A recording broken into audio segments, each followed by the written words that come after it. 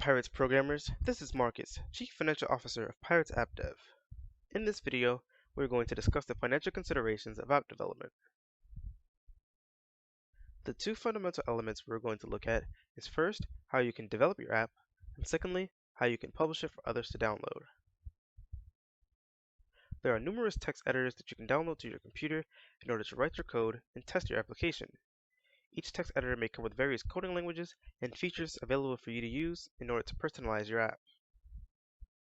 There are also some that you can download to your mobile devices in case you need to code on the go.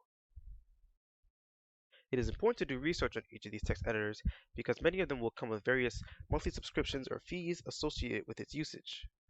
Being able to distinguish between these allows you to pay for only what you need, if anything, and stay within your budget.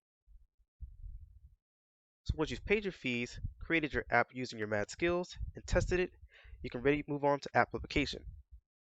Similarly, there are numerous stores that you can publish your app on in order to reach the widest possible audience.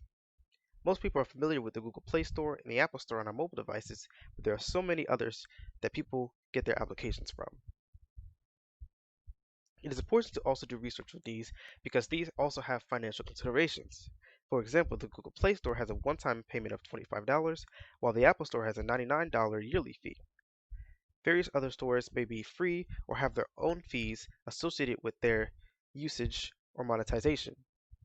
Being able to do research on these allows you to also stay within your budget and maximize your audience.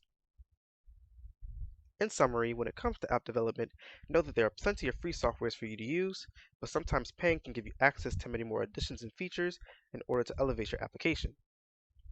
When it comes to publication, the Google and Apple stores are some of our biggest paid platforms, but there are numerous free platforms with smaller audiences that you should take advantage of in order to maximize your reach. With that being said, thank you for coming to today's video. Please leave any questions in the comments down below, and we'll see you in the next one.